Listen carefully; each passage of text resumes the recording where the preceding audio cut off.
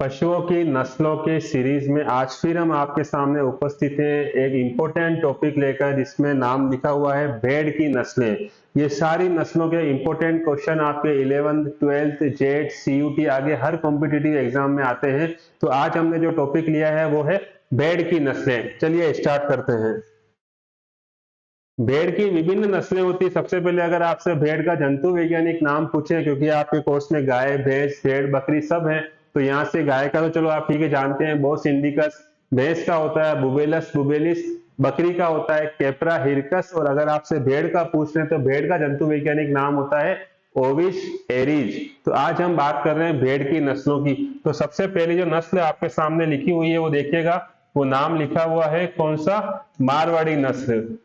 Same, जब हम किसी भी नस्ल का अध्ययन करेंगे तो दो या तीन मुख्य बिंदुओं के ऊपर करेंगे। पहला मुख्य बिंदु है उसका उत्पत्ति स्थान क्या है, दूसरा उसकी विशेषताएं क्या है जो उसे दूसरी नस्लों से अलग करती है, और तीसरा उसकी उपयोगिता क्या है। तो इन तीन पॉइंट्स को आपको याद रखना है। हर नस्ल के ऊपर ये तीन बिंदुओं के ऊपर अध्ययन किया जाएगा। उत्पत्ति स्थल, उसकी विशेषताएं क्या है और उसकी उपयोगिता क्या है। सबसे पहले देखिएगा मारवाड़ी। मारवाड़ी नस्ल का उत्पत्ति स्थल नाम से पता लगता है मारवाड़ क्षेत्र। मारवाड़ क्षेत्र में भी स्पेसिफिक करना चाहे तो जैसे जोधपुर हो गया, पाली हो गया, नागौर हो गया, आपका बाड़मेर हो गया, जालोर हो गया, इस पूरे एरिया को मारवाड़ बोला। और मारवाड़ के अगर आपसे स्पेसिफिक जिले पूछे तो नाम लिखे हुए हैं जोधपुर, पाली, नागौर, जालोर, बाड़मेर।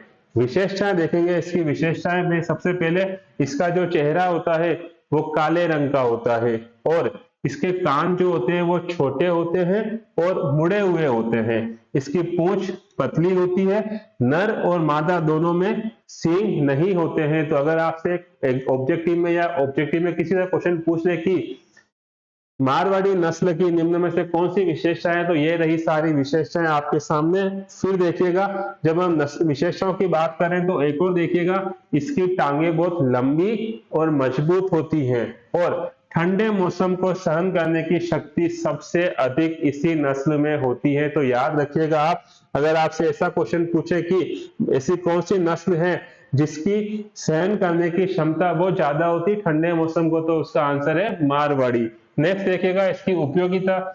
हर वर्ष 1.5 से 2.3 किलोग्राम सफेद व मोटी श्रेणी की ऊन प्राप्त होती है। ये इसकी उपयोगिता है। अगर आपसे पूछे कि मारवाड़ी नस्ल की ऊन उत्पादन क्षमता प्रति वर्ष कितनी होती है, तो 1.5 से लेकर 2.3 किलोग्राम तक इसकी उत्पादकता, ऊन की उत्पादनता होती है। फिर नेक्स्ट देखिए, एक इंपॉर्टेंट नस्ल है भेड़ की, उसे नाम दिया गया है चोकला। देखिएगा, इसका जो उत्पत्ति स्थल है वो शेखावटी क्षेत्र है। शेखावटी क्षेत्र, जैसे मारवाड़ क्षेत्र पढ़ा था अभी आपने, इसका है शेखावटी क्षेत्र, जिसमें क्या है चूरू, झुंझुनू, सीकर, नागौर आदि। तो अगर आपसे पूछे कि चोकला का उत्पत्ति स्थल कौन सा एरिया है, तो उसका आंसर होगा शेखावटी क्षेत्र।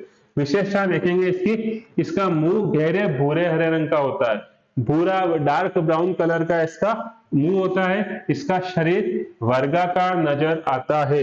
इसके कान छोटे और मुड़े हुए होते हैं। पूंछ इसकी पतली होती है, और सेम नर और मादा मारवाड़ी की तरह इसके भी कैसे होते हैं, सींग रहित होते हैं, उसमें सींग नहीं पाया जाता है। प्रति वर्ष इसका उत्पादन देखिएगा 1.5 से 2.5 किलोग्राम इससे ऊन प्राप्त होती है।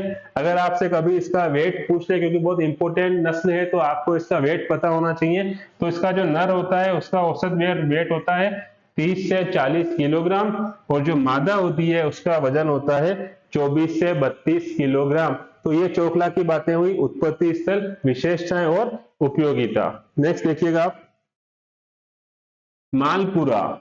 ये तो आप जानते हैं, मालपुरा अविका नगर आप जानते हैं, बहुत इंपॉर्टेंट इंस्टीट्यूट है, CSWRI। सेम, मालपुरा का उत्पत्ति स्थल कहाँ है, टोंक जिले की मालपुरा तहसील के अंदर इसका उत्पत्ति स्थल है, जहाँ पे CSWRI का हेडक्वार्टर भी है, केंद्रीय भेड़ एवं ऊन अनुसंधान संस्थान। इसकी विशेषताएं देखेंगे, मालपुरा की मजबूत बनावट होती है, स्ट्रॉन्ग बॉडी लगती है, कान इसके छोटे होते हैं, मुड़े हुए होते हैं, पूंछ इसकी पतली होती है। सेम नर और मादा इसमें भी सींगों के बिना होते हैं, सींग रहित होते हैं। इसकी उपयोगिता देखेंगे, इसकी ऊन होती है सफेद और मोटी होती है और 1 वर्ष के अंदर 1.1 से 1.6 किलोग्राम तक ऊन प्राप्त होती है मालपुरा नस्ल से। मेरिनो, ये तो बहुत इंपॉर्टेंट है, विदेशी नस्ल है, आप जानते हैं, क्वेश्चन बहुत बार एग्जाम में आया हुआ है। मेरिनो का उत्पत्ति स्थल क्या है, तो उसका आंसर है स्पेन। विशेषता देखेंगे इसकी, ये सफेद रंग की होती है। मेरिनो जो नस्ल है भेड़ की वो सफेद रंग की होती है। इसका सिर मध्यम आकार का होता है। नर के अंदर घुमावदार सींग होते हैं, घुमावदार सींग होते हैं और मादा जो होती है उसमें सींग नहीं पाए जाते हैं। तो अगर क्वेश्चन बनता है मेरिनो के नर के सींग किस तरह के होते हैं, तो घुमावदार सींग होते हैं और मादा में सींग नहीं पाए जाते हैं। गर्दन की जो त्वचा होती है उस पर झुर्रियां पाई जाती है, गर्दन की जो त्वचा होती है उसके ऊपर रिंकल्स मिलते हैं, झुर्रियां पाई जाती है। इसकी उपयोगिता देखेंगे हम, प्रतिवर्ष 5 से 9 किलोग्राम तक इससे ऊन प्राप्त होती है, इसीलिए भी ये इंपॉर्टेंट है कि इसमें ऊन का उत्पादन अच्छा खासा होता है। 5 से 9 किलोग्राम तक ऊन मिलती है। उत्पत्ति स्थल है इसका स्पेन। नेक्स्ट देखिएगा, कराकुल।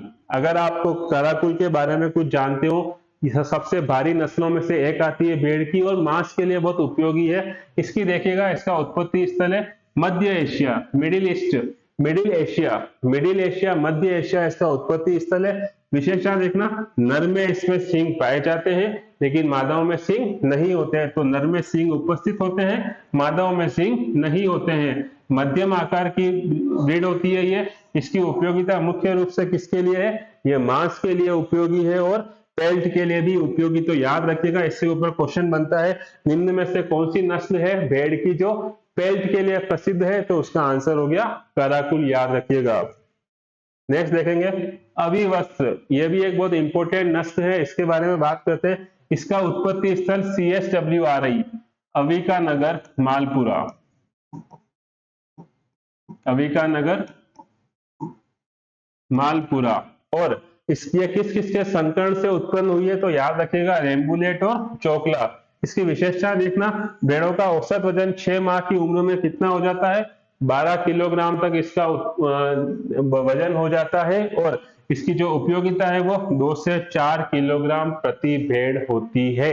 अविवस्त्र की बात कर रहे हैं। नेक्स्ट देखेंगे अविकालीन। अविवस्त्र के साथ ही एक और इंपॉर्टेंट ब्रीड है, उसे बोलते हैं अविकालीन। ये देखना, इसमें संकरण होता है रेम्बुलेट इनटू मालपुरा का। यह भी कहां से विकसित हुई है, CSWRI, अविका नगर। सेम दोनों कहां से उत्पन्न हुई है, CSWRI, अविका नगर, मालपुरा जयपुर के पास में, टोंक के पास। विशेषता देखना, इसकी भेड़ों की ऊन हमेशा पतली होती है और 1 साल में जो वजन हो जाता है वो 25 किलोग्राम तक हो जाता है। उपयोगिता देखेंगे, 6 माह में लगभग 1.13 किलोग्राम इनसे ऊन प्राप्त हो जाती है। और अगर आपको ऐसा क्वेश्चन पूछे कि उत्तम कालीन किस नस्ल की ऊन से बनती है, तो याद रखिएगा वो बनती है अविकालीन नस्ल की भेड़ से उत्तम कालीन बनाई जाती है। तो ये देखिएगा, ये हमने आज के वीडियो में कवर करी है भेड़ की सारी महत्वपूर्ण नस्लें, और इन नस्लों से एग्जाम में क्वेश्चन बनता ही है। उनकी उपयोगिता, उनका उत्पत्ति स्थल या उनकी विशेषताएं या उनका संकरण कहां से हुआ है, देशी नस्ल है या विदेशी नस्ल है, इस तरह से आपको इन सब का अध्ययन करना है। उम्मीद करता हूं कि आज का ये वीडियो भी आपको पसंद आया होगा। इसी शुभकामनाओं के साथ आप इसको लाइक और सब्सक्राइब करते रहें। आपके उज्जवल भविष्य की कामना करते हैं। जुड़े रहिए ABC एग्रो क्लासेस उदयपुर परिवार के साथ।